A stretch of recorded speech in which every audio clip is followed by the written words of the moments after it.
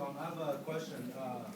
You talked about the documents that were released. I wanted to know what the statutory criteria for those documents are, and what were the other documents that? Okay. Well, the department has very carefully said to us that when they send us these documents, they are not saying that they are going to rely on these documents as evidence of anything. They are simply considering them for the possibility of reliance. That's all we know. Now, we have been sent, as I mentioned, 10 documents. Some of them are now unclassified. Some of them are redacted, like the one that I mentioned, which is entirely blacked out.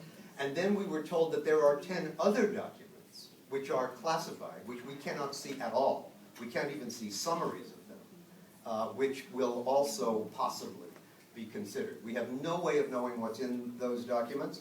If this strikes anybody as, I hesitate to say a word like this, but if it strikes anyone as un-American, it is un-American. I'm not the first person to point this out. It's been pointed out by no less than several judges of the Court of Appeals. It's a very bizarre system. But just to give you an example of how bizarre, when we argued the case in the DC Circuit 2 years ago, the case that we won, at the end of the oral argument, the judges excused all of the members of the audience, everybody had to leave, and all of the representatives of the PMOI, we had to leave, so that the government could have a private conversation with the 3 judges on the bench. That doesn't happen in this country, but it happened in this case. One more question. We've had, in these various events, we've had various people describe the terrorist list. We've had General Del Daly come out publicly, say he went through every classified document, could only find an incident in 1974 that possibly could have had an effect on anything. We've had Michael Sheehan said he did it under the Clinton administration, and you had 2 different aspects. Terrorist countries, which is a political thing. In other words, if we want to do something with North Korea, we take them off the list. It's a political consideration. Then on organizations, they actually have to be terrorists. I mean, you can't put an organization on the list for political reasons. Except they did. Except they did. And we've now had these events where the people who determine these organizations come out and say there's no evidence. So yeah. Well, yes, and another reason for reversing the determination, Your Honor, is right. Everybody worked on it. The notion that Del Daly, who was the Undersecretary for Counterterrorism in the Condoleezza Rice State Department for 3 years, a retired lieutenant general, 3-star general in the United States Army, a man whose entire career was dedicated to national security, the idea that he would come out publicly and say that the administration of which he was a part and the unit within the State Department of which he was the head made a mistake when they relisted or refused to delist the PMOI in 2009 is rather extraordinary. The notion that James Jones, a retired commandant of the Marine Corps, 4-star general, commander-in-chief of U.S. forces in Europe, and the President's national security advisor would say the same thing is nothing less than astonishing. It is impossible to imagine that the people who are making the decision in the State Department now have access to more or better or even different information from what has already been seen by these men, all of whom seem to agree that this was a mistake when it was done, and it is an injustice to allow it to continue. All we can do is continue to point those things out. Obviously, the department makes its decisions according to its own procedures, and the fact that past participants in the department have changed their mind is not legally sufficient to make them change. But I am confident. I don't mean to leave anyone with the idea that we believe that the State Department is acting in bad faith. We don't know that. We don't know that. They haven't decided. Are the documents that you have now relevant to the statutory criteria? No, not a single one of them is. Well, I'm exaggerating a little. No is not an exaggeration. There are 2 documents that refer to incidents that include the possibility of weapons training or weapons use. Those would theoretically be relevant to the statutory criteria. Remember, the criteria, as I'm sure everybody here knows, are that an organization to be on the terrorist list must have, in the present tense, must have, not have had, have the capability and the intent to engage in terrorism or terrorist activity. Both of those terms are defined in the law. So if there was evidence of weapons training, yeah, they got to admit that that's relevant. That is relevant to the criteria. But the notion that someone who left Ashraf claims that one of the reasons he left Ashraf was that he was not permitted to speak to women, that's a little bit hard to take for any of us, like myself, who've actually been to Ashraf and have actually spoken to women, but that's number one. But even if that outlandish claim were true, which it manifestly is not, what in the world does it have to do with the capability or intent to engage in terrorism or terrorist activity? And that's the kind of stuff that we have been given. We were told in the last go-round, back in '08, they actually attached 2 articles written with the byline of the Fars News Agency, reporting that the PMOI was padding its attendance at various rallies, presumably like this one. So therefore, all of you who are paid stand-ins and who are not really here out of your own volition, would you please stand up and be recognized? And nobody's standing up. Well, that is the kind of allegation that we saw in the first set of documents. Really quite remarkable. Talk about grasping at straws. Now again, last time they turned us down.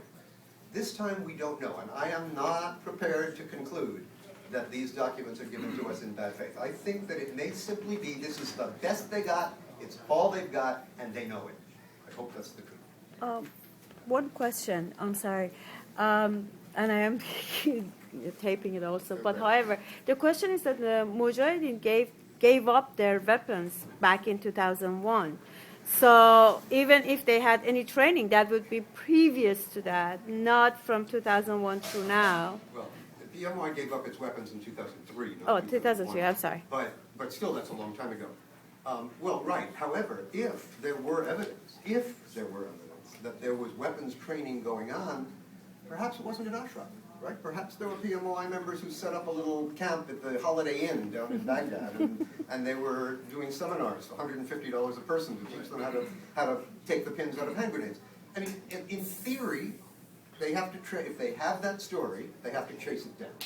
Once they chase it down, they will realize it's nonsense, and they will come to the right conclusion. So we are.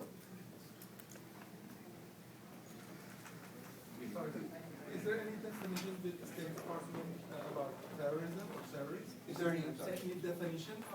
Yes, there are definitions of both terms. Which does not include women talking or not? It doesn't include talking to women or not talking to women, which is a good thing, let me tell you, or else a lot of us would be terrorists.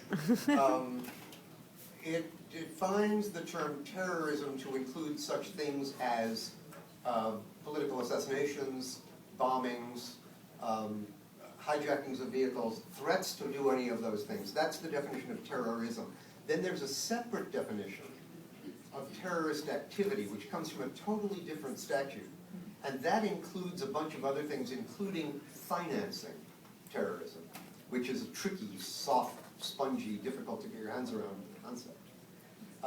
But that is the definition. And in our petition, and in all of the papers filed since then, we've laid out that statutory definition painstakingly and shown that none of the evidence that they have presented so far relates to any of those criteria. And where it does, like the idea of weapons training or the occasional suggestion about financing, we can deal with that. We can rebut that, and we've tried to do it. Obviously, we didn't carry the day last time, but we remain optimistic that we will this time. Sir, in the light of 3 different verdicts by the court QA in England, a recent verdict in France, and also EU, 5 consecutive orders by the European Court of Justice in Luxembourg. They have gone through all classified and non-classified documentation. I refer especially to the decision of Lord Phillips, Justice of Supreme Court in England. Because in England also they have been trying to say that MEK is still capable and intent, in order to carry out the atrocities, terrorist activity, etc. But in that court, it was proven that it's not the case. So it doesn't make any sense for the State Department that in a very civilized country like England, there is a rule of law. Unfortunately, in this country, apparently, it doesn't seem so, because nearly 270 days passed, and the State Department has not listened to the court. And now you are facing this, that you are going through the same matter, that your allies in different countries, they have verified everything, and they could not reach to any conclusion as to MEK's terrorists, and finally all allegations dropped, especially in France, which they tried by all sorts of manipulations to keep MEK on the list.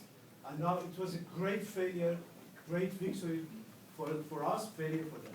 So, Well, as a legal matter, I mean, thinking purely as a lawyer, the situations that you've described are different. All three of them are different. The process in the United Kingdom was the most similar to the process we're going through. There is an administrative agency, POAC, which is tasked with making these decisions, and if POAC comes to an incorrect decision, the courts can reverse them, and they did. Well, actually, in this case, they didn't need to, because POAC came to the right decision. The process in the EU was somewhat different. It was a procedural matter. The process in France is different still, because it was a criminal matter, not a civil one. But the bottom line is, when we attempted to tell the State Department in 2008 that the POAC and Court of Appeal decisions in England should be dispositive, should be determinative of the outcome in this country, they said, essentially, that's a different country. And indeed, when we argued, and we did elaborately argue, that, oh yes, we're aware, I was educated in England, I know that they're different countries, I've even crossed the ocean between the two countries many times, we're aware of that. But we're not suggesting that what the English court does is decisive. We're simply saying that the English court reviewed the same evidence that is before the Secretary of State, and there's no basis for a different conclusion. And the Secretary said, thank you, but it's a different country. Well, that then was then, now is now. We're making the same arguments again, and I'm, again, as I keep saying, hopeful that this time they'll